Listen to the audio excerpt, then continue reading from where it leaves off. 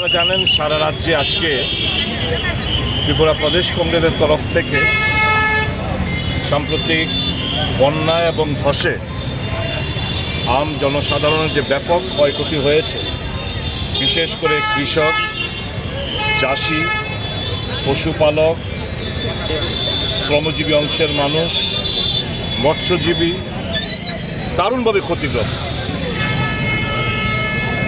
Double ইঞ্জিনের সরকার আমরা প্রায় শুনি।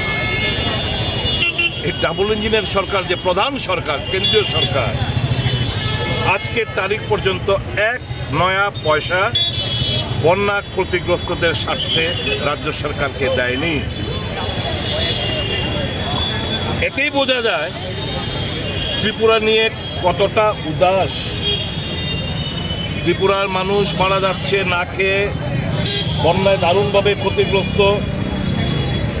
গন্ডাছড়ায় পুজো নেই, বাংলাদেশে পুজো হচ্ছে না, আমরা খুবই নিন্দা জানাই। কিন্তু আমার রাজ্যে গন্ডাছড়ায় পুজো হচ্ছে না, এ নিয়ে বলার কেউ নেই। আমার রাজ্যে কৃষক, মৎস্যজীবী, চাষিরা নিদারুণ কষ্টের মধ্যে রয়েছে, তাদের কথা শোনার কেউ নেই।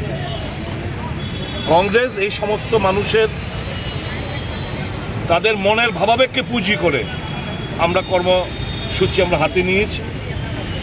এবং এটা করতে গিয়ে আজকে আপনারা জানেন, দুর্ভাগ্য, মানুষের কথা বলতে গিয়ে আজকে মোহনপুর এসডিএম এর পক্ষের ভেতরে আমাদের কংগ্রেস কর্মীরা তাদের শরীর থেকে রক্ত ঝরেছে। 8-9 জন ইনজিওর্ড, ব্যাডলি ইনজিওর্ড, এরা হাসপাতালে গেছে, আইজিএম হাসপাতাল।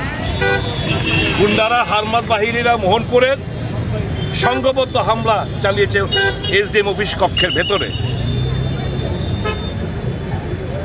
অপরাধ মানুষের কথা বলতে এসছে, অপরাধ কৃষক কুলের কথা বলতে এসছে, অপরাধ মৎস্যজীবীদের ক্ষতির কথা বলতে এসছে, অপরাধ যে শ্রমিক মেহনতি মানুষের দুর্দশার কথা বলতে এসছে। কাজে তাদেরকে মারধর করো, লাঠিপেটা করো।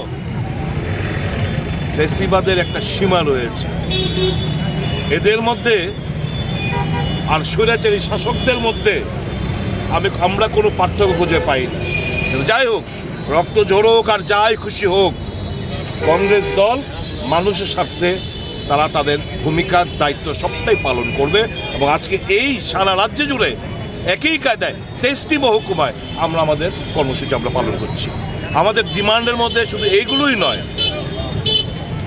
আচমকা বিদ্যুৎ মাশুল বৃদ্ধি করা হয়েছে, আমাদের দাবি সনদের মধ্যে রয়েছে। এবং এগুলো to the chief secretary through SDM, কি বিদ্যুৎ মাশুল বৃদ্ধি অন্তত 1 বছর তোমরা স্থগিত রাখো সিদ্ধান্ত। বিদ্যাজ্যোতি প্রকল্পের যে টাকা, এটা প্রত্যাহার করো। মানুষের অবস্থা অর্থনৈতিক ভেঙে পড়েছে ত্রিপুরা রাজ্যে। অর্থনৈতিক চাঙ্গা করতে গেলে মানুষের কাছে টাকা পৌঁছতে হবে, সে রাস্তাটা খোঁজার চেষ্টা করছি আমরা। এই দাবিগুলো নিয়ে আমাদের আন্দোলন। আমরা এখন এসডিএম অফিস পক্ষে সদর জেলা